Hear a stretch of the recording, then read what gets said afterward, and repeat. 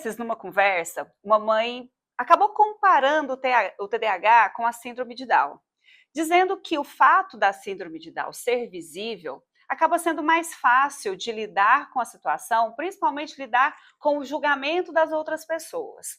Isso ficou muito forte na minha cabeça e eu fiquei pensando o quanto é difícil para uma mãe atípica lidar com diversas situações.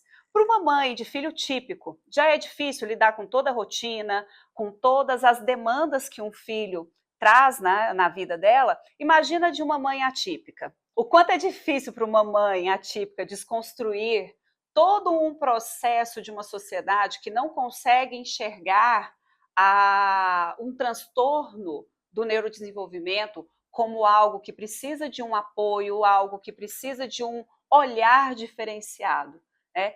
E para a gente tratar sobre essa questão das mães atípicas, dessa invisibilidade das mães, eu trouxe hoje para a gente a Débora, que além de ser mãe atípica, também é neuropsicóloga, então entende muito bem das dores de uma mãe atípica, entende profundamente não só as questões sociais, mas também as questões neurológicas.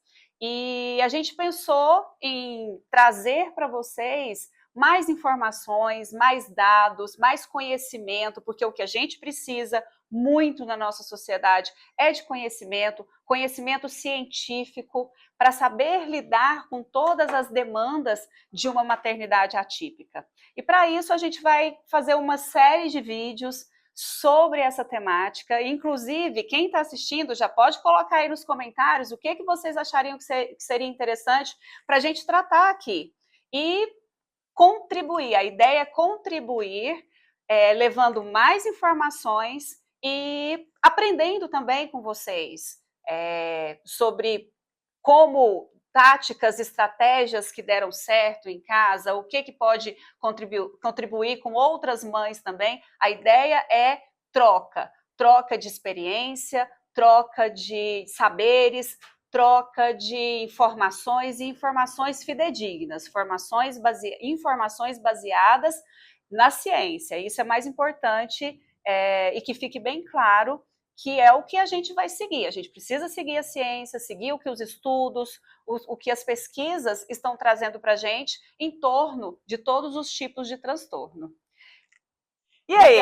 Obrigada pelo convite. E, na verdade, o que eu mais gostei quando você me convidou, eu falar assim que a gente ia tratar isso numa mesa de café, porque eu acho tão aconchegante, né? Ver um bolo, um cafezinho, uma amiga para conversar. Além de tudo isso, porque quando a gente está sobrecarregada no nosso dia a dia, cara, às vezes só o que a gente precisa é de um momento para colocar para fora. Eu daria até o nome, né, de café com empatia, né, amiga? Sim, porque, olha... sim. Seria... Aliás, ontem eu estava até pensando nisso. Nome, né? Pensando num nome. Que nome seria legal? E café com empatia eu gostei. Porque eu acho que de tudo isso que você falou, que é o nosso propósito aqui desse nosso bate-papo, é trazer consciência, né? Trazer estudo, trazer aprendizado para que, no fundo, a gente tenha empatia e coloque os nossos filhos vivendo em um mundo melhor, né? E eu tenho certeza que a maior parte das pessoas que estão assistindo são mulheres, mas gostaria muito que os homens também se sobressaíssem nessa audiência, porque a gente precisa do olhar de toda uma comunidade para ajudar os nossos filhos e para ajudar não só os nossos filhos, mas essas mães que tem por trás de toda criança atípica tem uma mãe. Tem uma mãe. Né? Uma mãe que está em dor, né? Está em sofrimento. Porque eu acho que o primeiro momento ali, algo que traz uma dor e até um sentimento de culpa num primeiro momento é quando você tem um diagnóstico. Exatamente. E assim, eu costumo dizer, até quando eu faço os laudos e tudo mais, a primeira coisa que eu falo para essas mães é que eu falo, gente, o laudo, ele tem que ser visto como uma libertação, sabe? Uma libertação, porque o saber liberta, né? O saber te dá uma direção, e a direção, saber que você tem um caminho a seguir, é libertador, porque junto com um diagnóstico vem uma tratativa, né? Junto Sim. dentro de um combo, de um transtorno ali, porque cada criança é única, né? A gente não pode dizer que todos os Colocar são todos dentro de um iguais, todo quadradinho. TDAH são iguais, por isso que é importante o teste neuropsicológico, ele vai trazer As particularidades de cada um, né? A gente fala que é o diagnóstico diferencial até, né? Então, isso vem trazer também para... Porque mais do que você carimbar, ninguém vai fazer um diagnóstico para carimbar o filho, para dizer assim, meu filho tem TEA. A gente faz o diagnóstico para a gente saber como lidar e como dar uma vida mais digna para essa criança e para tentar tirar um pouco do peso dessa mãe. Né? E aí eu falo dessa mãe, mas sou eu, né? Porque eu tenho 3 filhos, né? Neurodivergentes. Então, cada um com a sua especificidade, né? Com a sua peculiaridade. E nessa caminhada, Débora, você já sentiu em algum momento que as pessoas duvidaram de você? Duvidaram do diagnóstico dos seus filhos? É a primeira coisa, na verdade, né? Inclusive, os meus filhos, eles têm pais diferentes, né? Então, a primeira coisa, principalmente vinda do pai, é justamente essa. Você está inventando doença. Sim, né? Ainda usa o termo doença. Ótima essa sua colocação. Uma coisa que a gente precisa deixar bem claro que os transtornos do neurodesenvolvimento não são considerados, né, não são classificados como doenças. É justamente o nome transtorno do neurodesenvolvimento. E outro detalhe, a criança já nasce com esse transtorno, não é algo que ela vai adquirindo. Nem pega, nem passa para ninguém. Ela não vai adquirir isso no desenvolvimento dela, tampouco vai passar isso para outras crianças. Né? Porque a gente, às vezes, a gente precisa falar o óbvio, porque meu marido usa muito esse termo, eu acho muito interessante, que o óbvio para um não é óbvio para o outro. Então, às vezes, alguém está assistindo e fala assim, nossa, mas a Leandra e a Débora estão falando coisa que a gente já sabe. Sim, você já sabe, mas tem muita gente que não sabe.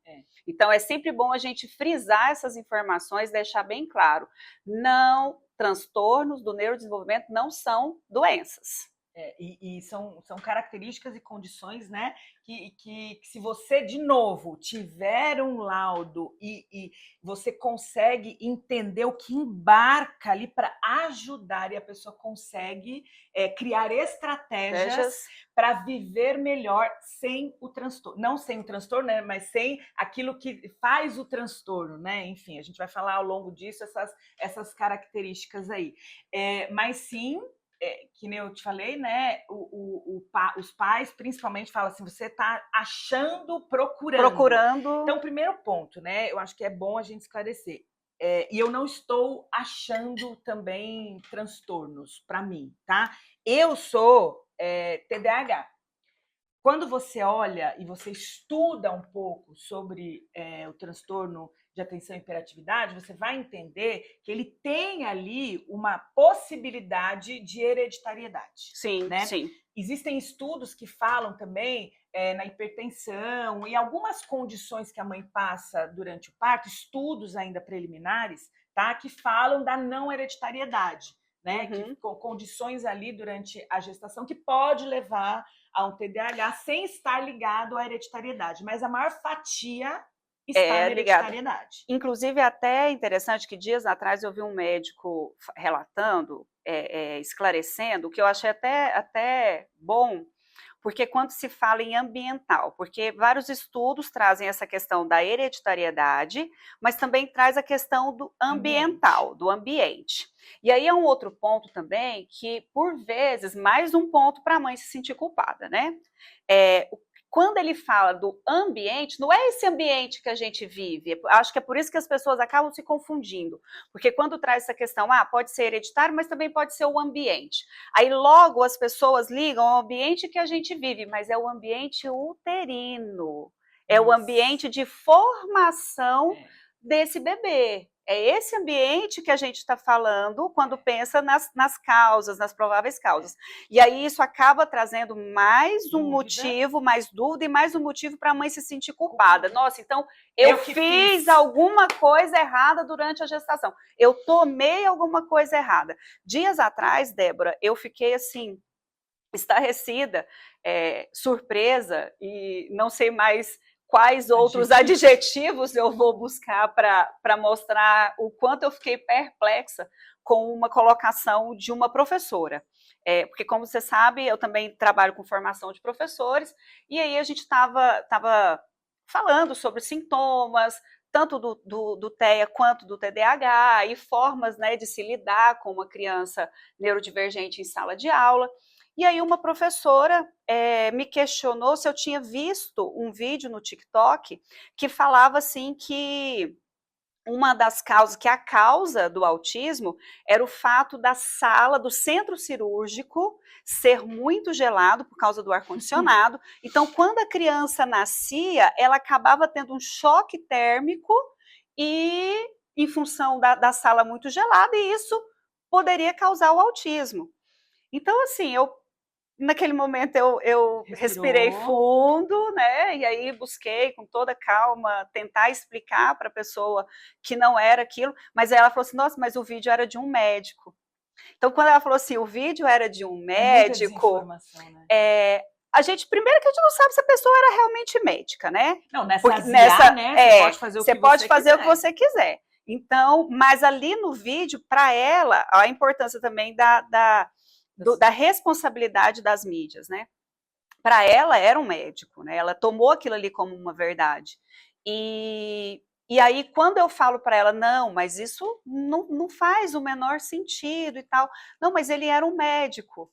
Então, essa coisa da responsabilidade também das informações que são passadas, que aí a cada informação, a cada desinformação, diga-se de passagem, você acaba aumentando mais ainda a culpa que a mãe sente, porque ela para e pensa, nossa, mas será que... É muita desinformação sendo jogada, né? E as pessoas não vão checar. Exato. Aí que tá, né? Não vai, isso, não checam. E o autismo, em relação ao TDAH, tem essa grande, então, causa aí da hereditariedade. O autismo ainda ele é amplamente estudado, né? Para entender. Não tem uma conclusão ainda. Ainda é amplamente estudado.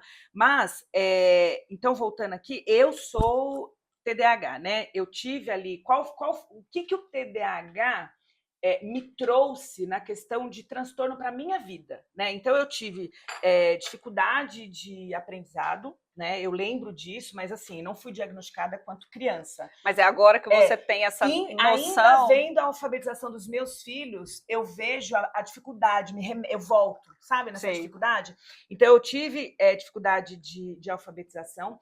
E tem uma coisa que o TDAH tem muito, por essa questão das dificuldades que passa, e principalmente o adulto TDAH, ele vai se sentindo insuficiente, né? Ele vai... porque tanta gente brigando ou chamando atenção o tempo inteiro. Né? E faz assim, e você não faz certo, é burro, não sabe fazer, não sabe fazer, larga tudo no meio, não faz até o final, deixa tudo bagunçado. É tanta, quando a gente é criança. Aí você tem até crise sensorial. Exatamente. De tanta... E aí a gente vai se sentindo, vai crescendo, se sentindo assim, como se a gente fosse insuficiente, né? E durante muito tempo, Leandra, até preciso até me controlar para nem me emocionar com isso. Olha, você acredita que coisa?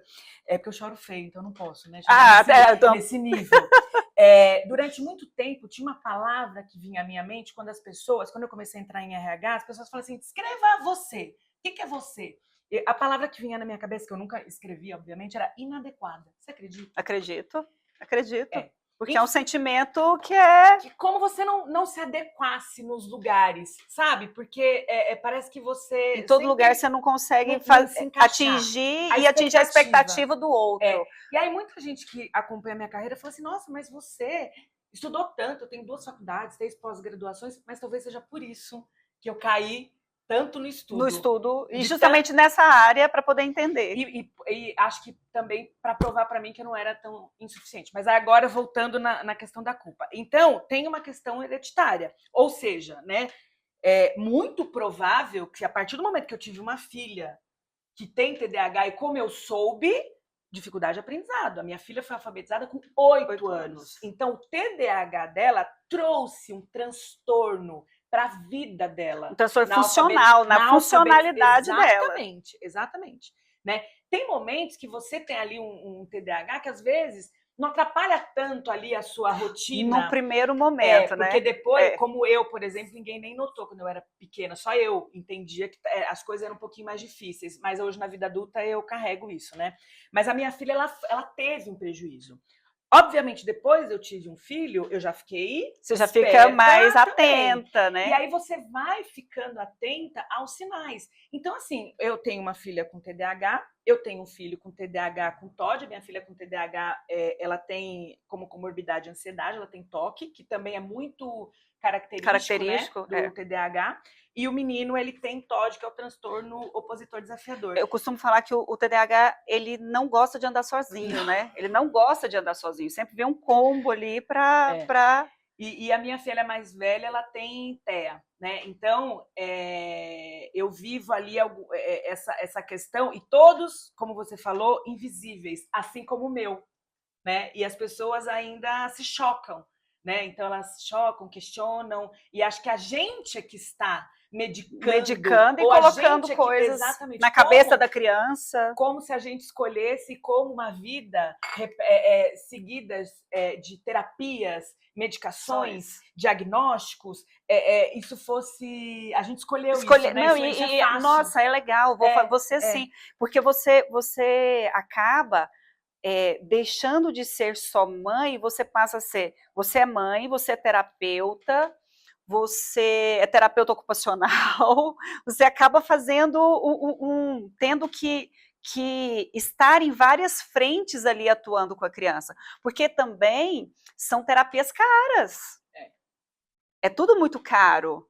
Então, normalmente uma criança, quando ela vem TDAH com comorbidade, até o TEA, não é só a psicopedagoga, não é só a neuropsicóloga no laudo, é fono, é terapia ocupacional, às vezes também você ter que trabalhar a parte musical da criança, a musicoterapia, é muita coisa que envolve. E eu vou te falar, nem todos os profissionais, e eu digo isso na psicoterapia, tá?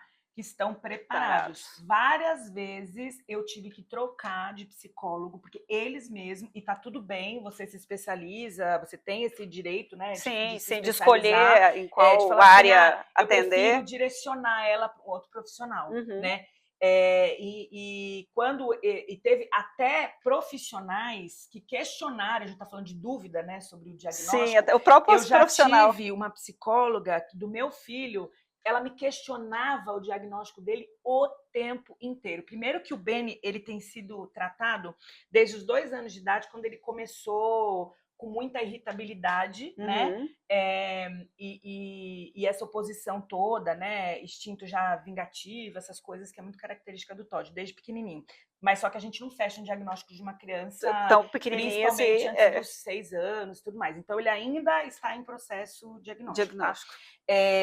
Mas o que eu digo, a minha intenção de buscar diagnóstico para ele não é botar um carimbo na cabeça dele, é entender para contornar, para ter estratégias. Agora, a gente imagina, a gente que vive com crianças e tem essa noção, estudou em relação a isso, a gente consegue perceber a diferença das crianças, você consegue perceber ali no desenvolvimento e consegue buscar ajuda. Mas você tem ali por trás, você tem o seu próprio autoconhecimento, que você foi crescendo e buscando informações, buscando estudos em relação a isso. Então, você tem um conhecimento já pré-concebido em relação aos transtornos, e aí você acaba tendo um olhar diferenciado para as crianças. Agora, você imagina uma mãe que não tem, porque mãe não é obrigada a saber de tudo. A gente não tem nem curso. Exato, não tem nem curso para ser mãe. Cada criança, você única. Tem 3, 4, 5 filhos, cada um é criado na mesma casa, com os mesmos costumes, são diferentes, têm personalidades diferentes. A gente brinca e fala que podia cada um vir com um manualzinho de instruções para ficar mais fácil. E aí a gente imagina essa mãe que não tem esse conhecimento, e aí esse comportamento da criança, por exemplo, se fosse o Beni com uma mãe que não tem nenhum tipo de conhecimento, você ia bater, as pessoas o tempo inteiro falando que é falta de limite, que você não coloca... Que é o que eu escuto. Que é o que você escuta o tempo inteiro, né? Que não impõe limite, quando na verdade você está ali cobrindo em todas as frentes para minimizar o sofrimento dele também, porque ele também sofre quando as pessoas têm esse olhar. Gente, a criança é a que sofre mais. O nome já diz, causa transtorno. Causa um transtorno na vida da criança. Principalmente emocional. Por isso que não vem sozinho, vem com comorbidade. Né? Então, falando até um pouquinho disso, essa psicóloga, ela me questionou tanto, que eu fui voltar para ler. Você falou, peraí, até eu fiquei... E assim, quando você vê o DSM, né, 5, o último, que fala dos critérios, ele fala o nível de gravidade. Né? O nível de gravidade. Por que ela questionava? Porque no consultório com ela, ele era um amor. Sim, mas dentro do consultório... Com ela, na escola. Ele é mais resistente, chora com mais facilidade, sai da classe quando é colocado, né, à prova. Em situações mais... que ele vai se opor, mas o jeito dele se opor não é agressivo, ele sai. Quando ele chega na minha casa... Esse dia inteiro de trabalho, não, ele chuta a porta do meu carro. Sim, aí ele tá desregulado. Entendeu? Porque ele pegou tudo, toda essa carga sensorial, emocional. Do dia todo, ele desconta. Ele desconta no ambiente aonde ele sente maior confiança que ninguém vai abandonar ele, que é a casa. Mas lá no DSM está a gravidade quando é em um ambiente, quando é em 2 ambientes ou 3 ou mais ambientes. O meu filho, o ambiente que ele desregula é em casa. É comigo e com as figuras de autoridade que tem na minha casa. Quando ele tinha a babá dele, com a minha mãe, com o meu pai, entendeu? E aí a psicóloga chegava a me questionar se não era eu que não colocava limites. Então ela chegou a dizer assim, olha, talvez ele precisa de limites na sua casa, porque aqui eu coloco. É muito complicado. E olha eu quero sim, sabe? Abrir um buraco e entrar, né? Porque tudo beira essa questão do limite. Tudo como devolve para nós. Devolve para a mãe, sempre. E eu vou até fazer uma vírgula aqui. O que a gente dá na maternidade é aquilo que a gente, na maior parte das vezes, aprendeu. Durante a vida. A gente só dá aquilo que a gente tem. Você não dá aquilo que você não tem. Quem estuda mais tem condições de dar mais. Quem não estuda, dá o repertório que tem, certo? Então, normalmente, você pode exercer uma maternidade, né, que sua mãe exerceu com você, né? E aí você tem na que é uma certa tendência, né? É uma tendência também. E aí você tem na sua cabeça a verdade absoluta, né? Então, vamos supor aqui, hipoteticamente, que você que está escutando é um adulto com TDAH, com certas disfuncionalidades que você ainda nem tenha notado ou você nem tenha levantado, né, como hipótese aí para os seus prejuízos na vida cotidiana, mas pode ser que sim.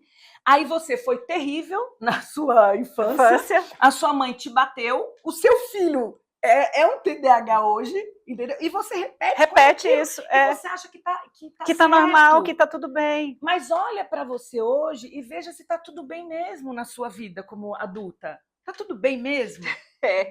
Né? E esse diagnóstico, ele coloca o próprio... A invisibilidade do transtorno, ela coloca essa mãe num lugar complicado de ter que ficar justificando o tempo inteiro, né? Pensa, você tem que justificar para a própria terapeuta. Para os pais, para a terapeuta. Para a terapeuta, aí você chega na escola. Aí a escola também é outro lugar complicado, que você tem que justificar tudo. E eu acho, foi interessante Nem uma toda coisa... escola está preparada, né? 99,9% das escolas não estão preparadas. Uma coisa interessante que você colocou é o lugar onde o seu filho desregula, muito em função do lugar que ele sabe ali que ele vai ter um acolhimento, então é o momento que ele tem para desabafar, na verdade, para regular de novo, né? Ele desregula e regula, é o lugar que ele regula. Então, que é na sua casa. E é interessante, às vezes, quando a gente tem um aluno, que a gente observa alguns comportamentos, observa algumas coisas que a gente fala... eu acho que precisa de uma investigação melhor, e aí você chama os pais, aí a gente tem um efeito contrário, porque às vezes o pai fala assim, não, mas espera aí, lá na minha casa, ele não faz assim, ele não tem esse comportamento. Mas aí o que que acontece? Aí eu fico pensando, né, quando, principalmente porque na escola, você acaba observando mais o TDAH, porque queira ou não, apesar de sempre falarem, né, do autismo, vem essa conversa toda que o autismo está aumentando e tal, mas, na verdade, a gente tem uma quantidade muito superior de TDAH dentro de sala de aula. Em torno de 5 a 7% da população é TDAH. Então, a gente tem uma quantidade muito maior, fala-se muito pouco, tem pouco diagnóstico também em relação ao TDAH. E aí, quando você observa e você leva isso para os pais, né, que precisava levar para uma avaliação, aí o pai questiona, fala, não, mas espera aí, lá em casa não é assim. Lá em casa ele assiste a um filme Quietinho. completo, quietinho. Ele vai jogar alguma coisa, está lá concentrado. E aí, de repente, você está falando para mim que aqui na escola ele não consegue se concentrar, não consegue. Aí a gente tem, aí é a hora que a professora às vezes dá uma engasgada e dá um passinho para trás. Por quê? Porque ela não sabe, às vezes,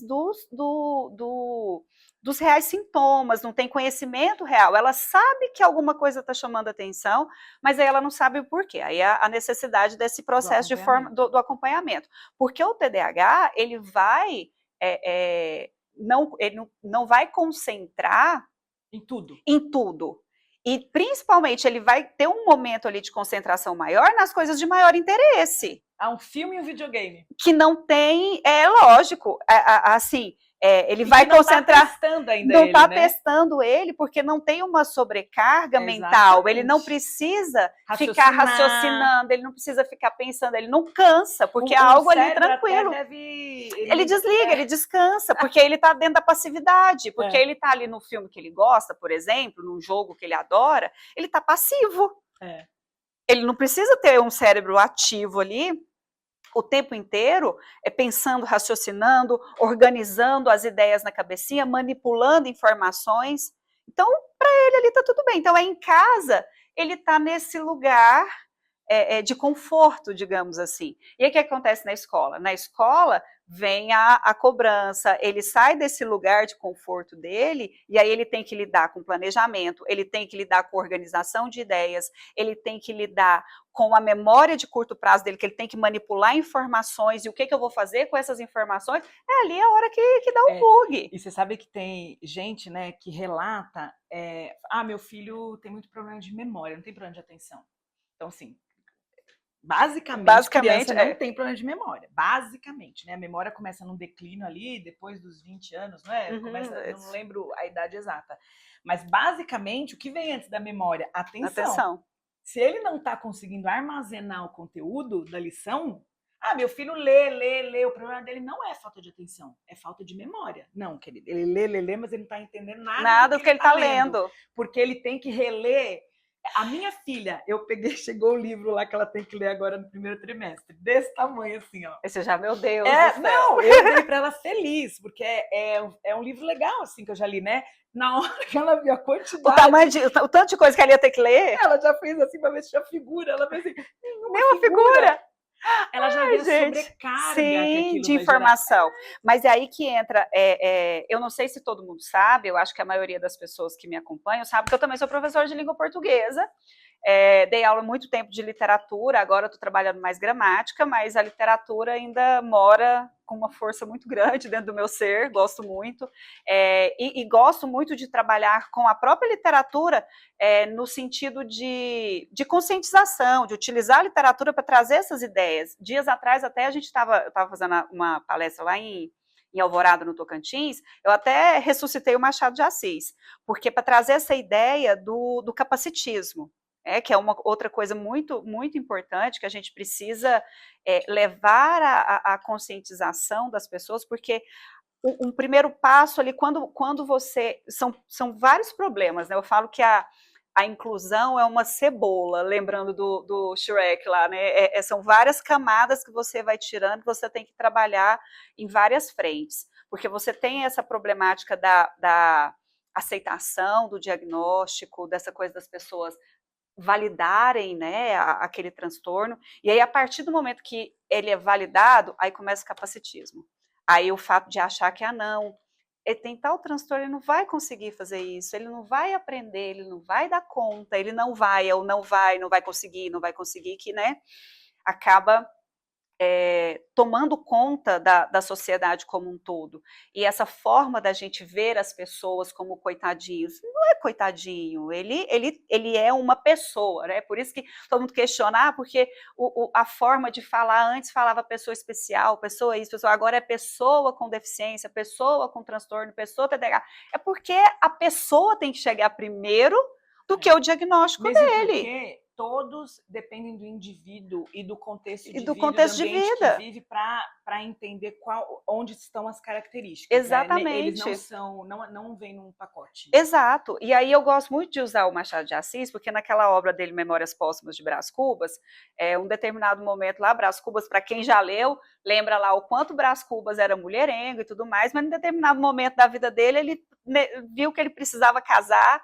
E aí tinha uma pretendente que era linda, maravilhosa, a menina, uma gracinha, de boa família, tudo, mas ela era coxa, ela mancava.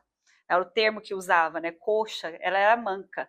Então, o fato dela ser manca, ele já ficou assim, já não podia casar com ela, porque, nossa, ela é linda, e tanto na narrativa é interessante que ele repete, ela é linda, ela é educada, ela é meiga, ela é de boa família, mas é coxa. Ela é isso, mas é coxa. O tempo inteiro esse reforço, o que demonstra que a nossa sociedade carrega consigo esse capacitismo, essa ideia de que, pelo fato da pessoa ter uma deficiência, ela não é capaz de determinadas coisas. Então, aí vai se juntando e fica essa situação, de novo, esse lugar que a mãe se encontra lidando com toda essa situação, porque quando a gente pensa, nossa, agora entenderam, estão aceitando o transtorno do meu filho, aí ela cai num outro lugar que também é complicado, que eu falo que é a hora que a gente entra na escola, porque hoje é muito complicado, a gente pensa assim, nossa, o professor está preparado para a inclusão? Não, ele não está preparado para a inclusão. Mas não tá. isso nos dias de hoje, com o tanto de informação que a gente não pode mais aceitar. Se ele não está preparado, ele tem que estar preparado. Ele tem que estar preparado. Tem que estar porque preparado. A escola é um lugar de todo mundo. Sim, então sim. Ele tem que se preparar. E uma coisa que vai muito além, porque às vezes a gente pensa assim, a escola tem que proporcionar para o professor a escola tem que levar as informações, a gente não pode, nós, enquanto professores, isso não é uma questão também de culpabilizar o professor, não é essa a intenção, mas eu falo que cada profissão que a gente escolhe, você tem as responsabilidades e as demandas que são inerentes à profissão. E o professor, ele trabalha com essa questão da educação, eu tenho que estar ligado, eu tenho que estar entendendo, eu tenho que entender as mudanças da sociedade, as demandas, e principalmente como as pessoas aprendem, porque se eu estou ali para ensinar, eu tenho que entender que isso desde sempre foi assim, né? Porque antes não tinha essa necessidade, colocava todo mundo, tinha uma visão muito quadrada, né? De tudo, então colocava todo mundo dentro do mesmo quadradinho e todo mundo vai aprender desse jeito. E aí, graças a Deus, aos estudos, né, a gente vai aperfeiçoando e você começa a ter um olhar e fala, opa, peraí, não é assim. Esse aqui, mesmo fora não precisa nem da gente levar em consideração as neurodivergências. A sala de aula como um todo, ela é heterogênea. Não é só porque eu tenho uma criança TDAH, porque eu tenho um TEA, que eu tenho que ter essa visão. Essa visão ela tem que ser ampla, em todos os sentidos, para todos os alunos. Cada um aprende de uma forma, de uma determinada maneira, e a gente tem que estar atento a isso e pensar em formas diferentes de dar aula. Não é só chegar lá e despejar aquele conteúdo. Já não funciona mais desse jeito. A gente tem que lembrar que a criança, dentro de uma sala de aula, ela é formada não só no conteúdo que ela está estudando. Sim. Ela é formada nas suas habilidades sociais, ela é formada em diversas habilidades ali, sabe? Que não é só sobre filosofia, que não é sobre matemática, não é sobre cálculo de pi, não é sobre... Débora? É sobre habilidades e na sua mais ampla potencial da palavra habilidade. E assim, a criança, ela pode... E, gente, eu falo isso porque eu sei o que é isso na pele. Você não você se sentir inferiorizado naquele lugar, você ter voz, mas você ter garganta, mas não ter voz para falar, porque você fala assim, eu vou falar bobeira, vão rir de mim. Tudo isso, aos 6, 7, 8 anos de idade, vai dizer quem vai ser esse adulto. Sim, sim. Sabe? O quanto que ele... Aí, voltando também para a maternidade, essa mãe depois vai ter que tratar com os filhos tendo toda essa bagagem de construção que ela teve, que às vezes ela não tem nem consciência. Sabe? Então, e aí, voltando à questão dos limites, Leandra, que fala assim, você não põe limite. Porque às vezes eu também nem sei o limite. Qual é o limite? Qual é o limite? Sabe? A gente não tem aula para isso. Então, a pessoa, ao invés de te dizer isso, pega do lado, na mão, entendeu? E tenta auxiliar aquela pessoa na melhor estratégia, se você souber. Né? Sim, não pode sair falando achismos. Sabe? Porque tem isso também. Qual é o limite? Entendeu? Se o limite para você é uma chinelada ou um castigo com uma porta fechada, não é para mim. Porque também... E aí a gente entra na questão do que é o costume de cada família, né? Cada família tem uma forma de ver aquilo. Aí a gente entra num outro lugar também dessa mãe. A família como um todo. Porque também é um outro lugar que às vezes pode ser funcional, mas às vezes pode ser disfuncional também. Às vezes é até disfuncional na sua funcionalidade. Exato. É difícil ser tudo... E você sabe, assim, às vezes você teve um pai que te bateu. E por ele te bater, você bate. Você bate. Mas, às vezes, por ele te bater... Você quebra. Você não quer bater. E, às vezes, você não quer nem elevar o tom de voz. Às vezes, mas isso não é porque você não sabe pôr limites. É porque você tem gatilhos. Então, e aí fala que até o tom de voz, né? Você tem que ter um tom de voz firme, até para falar com uma criança de 4, 5 anos, porque ela entende no tom de voz. Ela, meu amorzinho, você bateu no coleguinha? Não pode bater no coleguinha. Uma criança de 3 anos de idade vai falar, bati, vai rir. Então você pronto. tem que ser mais firme. Exatamente. Ser firme não quer dizer ser grosso, ser sem educação. Mas, às vezes, esse ser firme pode te trazer coisas, entendeu? Então, gente, o que a gente está querendo dizer aqui, que não existe certo e errado. Existe assim, não existe possibilidade, com tanta coisa que a gente tem para estudar, sabe? Da gente aceitar, a gente precisa ir atrás, se a gente está vendo, né? Que as coisas precisam tomar um rumo diferente dentro da nossa casa, dentro da relação com o nosso companheiro, companheira, dentro da relação com os nossos filhos. Existe lugar. Esse bate-papo aqui, para quem está escutando, é um lugar. É um lugar. E a gente precisa entender essa questão do julgamento. A gente cresceu numa sociedade que julga o outro o tempo inteiro. Com maior naturalidade. E com naturalidade. E aí, assim, não tô tirando, porque às vezes fica parecendo assim, nossa, que a gente não... Eu já me vi várias vezes nesse lugar de julgamento, de julgar o outro, de pensar, principalmente como mãe, porque a gente acaba achando que a nossa forma é a forma correta de se fazer as coisas. E você acaba... sem querer, às vezes, você acaba julgando, mas aí você precisa ter, aí a gente vai crescendo, vai se moldando, vai se transformando e entendendo que cada um tem a sua forma de lidar com as situações. E que esse limite ele vai depender de cada família, de cada mãe, da forma como ela consegue lidar com a situação. E por vezes, a gente precisa entender que os sintomas dos transtornos não é falta de limite. Porque às vezes a criança pode apanhar bastante mesmo assim, porque é o que a gente acha que é limite, né? Dentro de uma sociedade, da nossa sociedade, que é uma sociedade violenta, Eu vejo, às vezes, eu estou em sala de aula e comento com os meus alunos que os meus filhos nunca apanharam.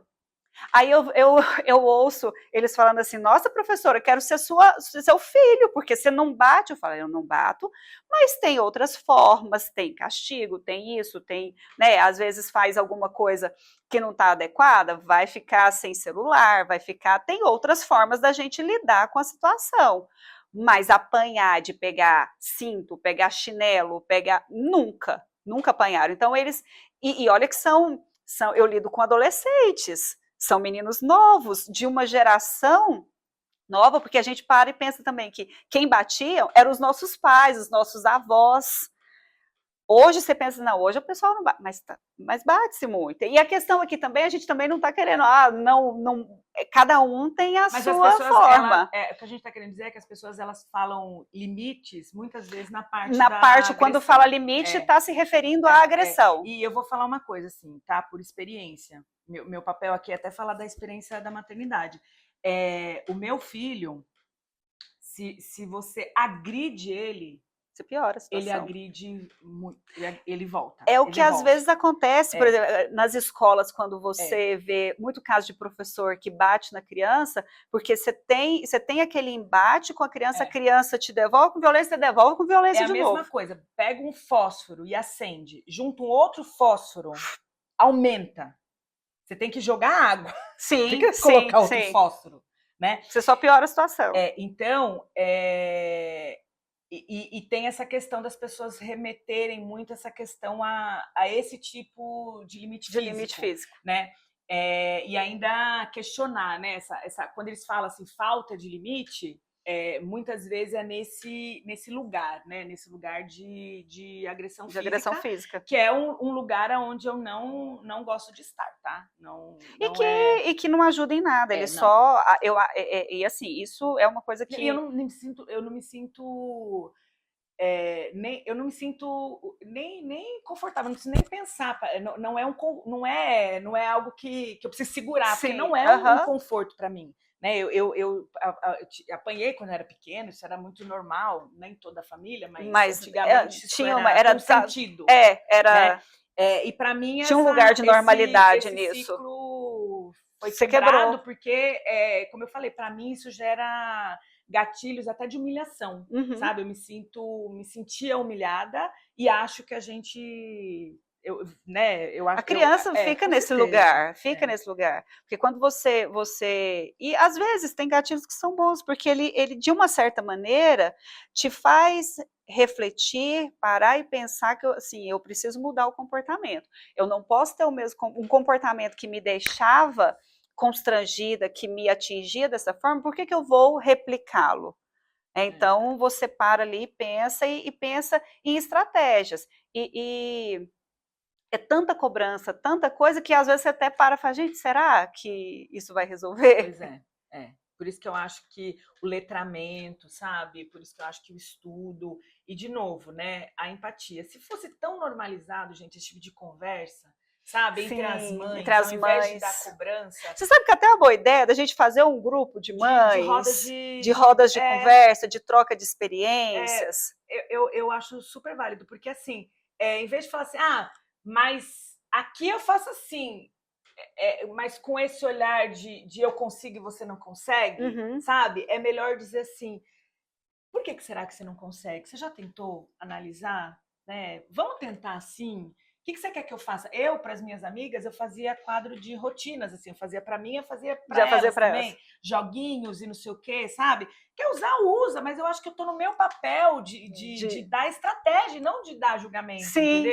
Sim. Mas você sabe que você estava falando agora, e eu me lembrei, no finalzinho do ano, eu estive em Goiânia, fui visitar uma escola de uma criança que eu acompanho lá em Goiânia, e essa criança, ela está sofrendo bullying.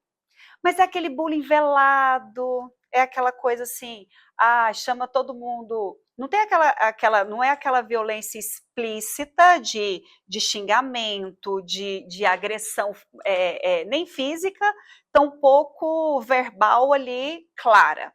Mas, por exemplo, tem uma festinha, a criança não é convidada para a festa.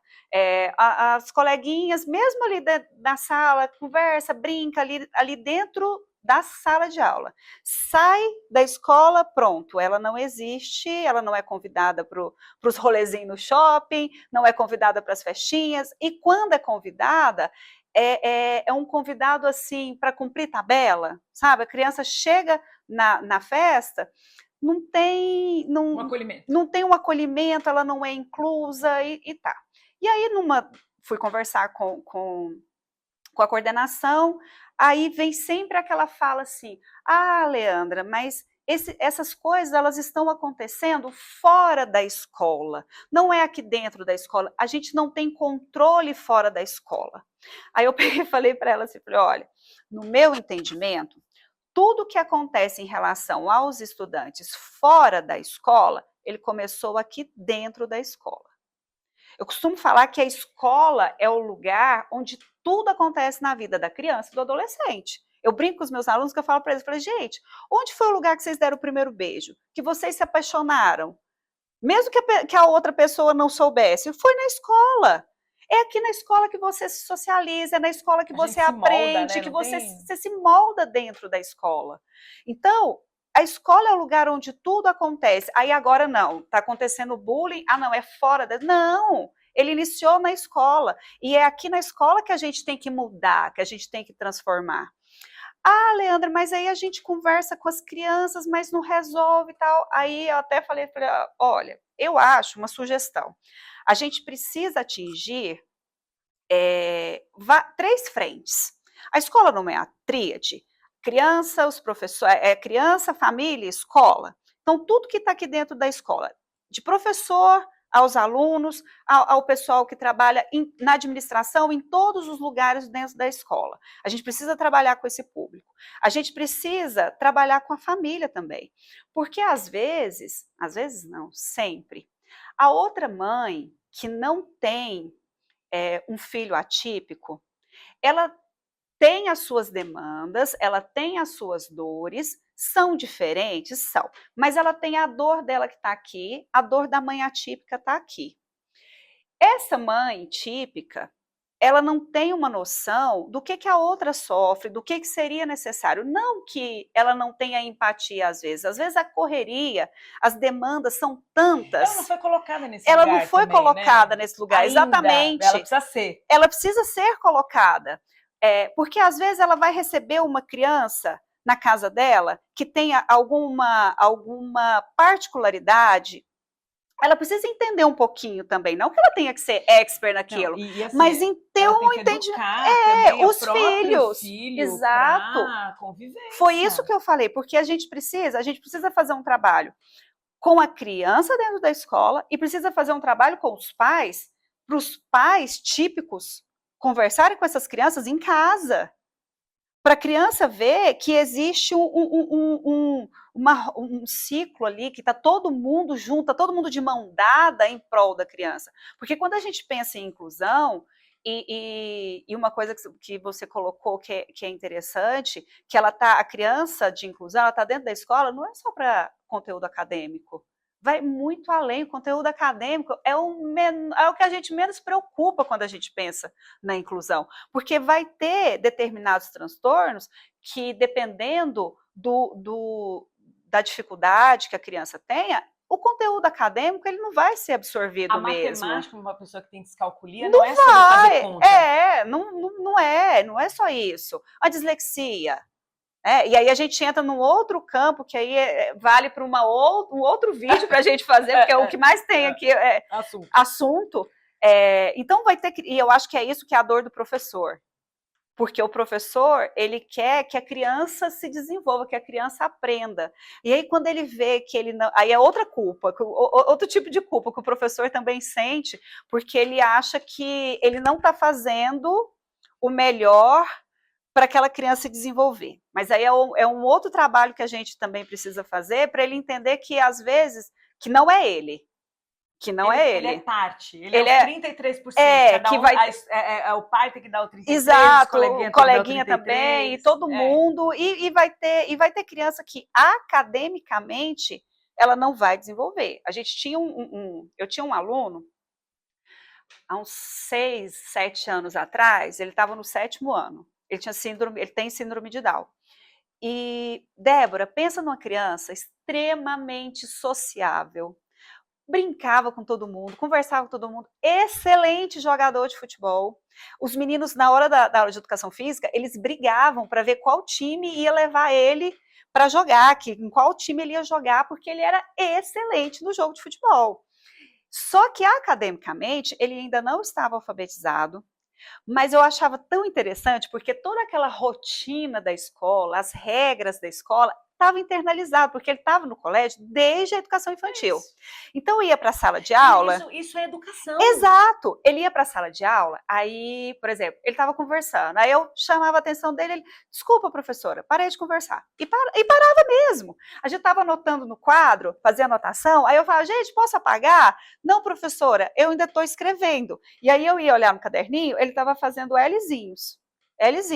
Aí eu esperava, não apagava, esperava, na hora que ele falava, terminei, professora, pode apagar. Aí eu apagava. Então, eu estou respeitando ele. Não, e é essa educação que as pessoas ignoram. Sim, né? mas faz parte.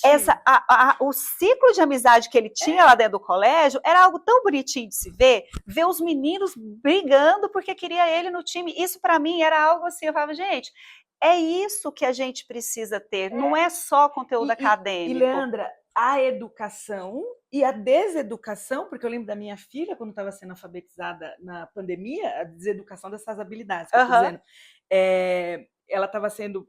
Aí, até por isso que a gente demorou, eu demorei, né, até um pouquinho para entender o transtorno de aprendizado dela, porque foi na pandemia que ela estava na 6ª série, ela entrou com aula online, né?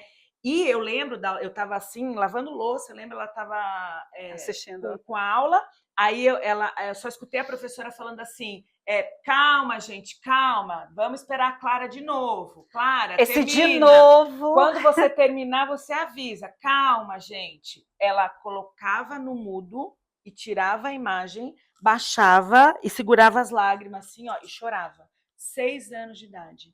Então, não era sobre ser alfabetizada que ela estava aprendendo, a escola ali naquele momento estava deseducando uma habilidade social, emocional, poderosíssima, sabe? Ela estava infringindo ela emocionalmente num grau, né, que até hoje a Clara tem dificuldade de ser exposta. De ser exposta, sabe? Sim, porque, então assim, é isso que a gente tem que pensar também. E tem que pensar em tudo. Às vezes, aí, a questão que eu levei para o colégio, né, da gente trazer nas reuniões de pais no geral, dinâmicas, não é fazer uma reunião de pais atípicos e pais típicos, não, na reunião geral, todo mundo ali, você levar dinâmicas, você levar conscientização, você trazer ali, mostrar para eles essa necessidade de conversar com o filho em casa sobre esses assuntos, porque assim, não é que a gente quer que, nossa, você tem que ser amiguinho do fulano porque ele tem uma dificuldade, isso é capacitismo. Não, ele tem que respeitar. Esse já é o ponto principal. Se ele vai ser amigo ou não, é outro departamento que vai depender deles. Os 33% dele para o melhor desenvolvimento deste. Entendeu? Exato. Para criar um ambiente para que essa criança se sinta confortável em aprender e não fique o tempo todo preocupada na escola em se defender. Exato. Porque aí, voltando na nossa questão das mães, porque além da mãe se preocupar com a subsistência do filho, além dela preocupar com todas as terapias e não terapias que a criança tem que fazer, ela ainda tem que preocupar com essa defesa, ela tem que defender a criança o tempo inteiro, o tempo todo. Gente, e de novo, às vezes essa mãe é uma mãe atípica também, exato, ela tem que se defender. Chega no trabalho com uma sobrecarga sensorial e cognitiva enorme, entendeu? Lidar com as emoções. Com as emoções.